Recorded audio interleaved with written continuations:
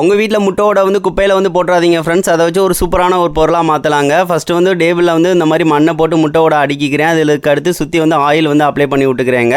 அதுக்கடுத்து சின்ன சின்ன குச்சிகள் இந்த மாதிரி எடுத்துக்கிறேன். அதில் முன்னாடி வந்து இந்த மாதிரி கட்டுக்கம்பியை வந்து இந்த மாதிரி சொருவி விட்டு எடுத்துக்கிறேங்க. இது எதுக்காகனா கிரிப்புக்காக இந்த மாதிரி நிறைய குச்சிகள் வந்து எடுத்துக்கிறேன். அதுக்கடுத்து பிளாஸ்டர் ஆஃப் பாரிஸ் வந்து நான் யூஸ் பண்ணுறேன். நீங்கள் சிமெண்ட் கூட யூஸ் பண்ணிக்கலாம். இது செட்டிங் டைம் வந்து ரொம்ப ரொம்ப கம்மி.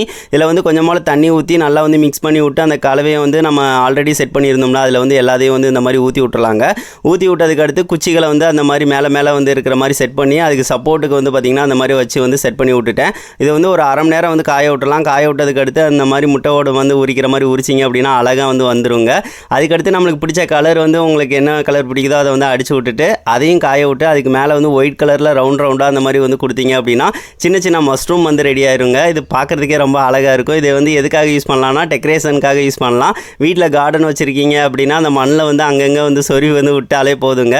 இது வந்து குரூப்பாக இருக்கிறப்ப பார்க்குறதுக்கு செமையாக வந்துருக்குங்க. வித்தியாசமாக இருக்கும். இது நீங்களே வந்து செஞ்சிடலாம். இது வேஸ்ட்டான திங்ஸை வச்சு நம்ம ரெடி பண்ணுறதுங்க. இதை கண்டிப்பாக நீங்கள் ட்ரை பண்ணி பாருங்கள். இது எப்படி இருக்குது அப்படின்னு சொல்லிட்டு மறக்காமல் கமெண்ட் பண்ணுங்கள் ஃப்ரெண்ட்ஸ். இதை வீடியோ பிடிச்சிருந்துச்சி அப்படின்னா குறைஞ்ச 2 ஃப்ரெண்ட்ஸ்க்காக ஷேர் பண்ணுங்கள்.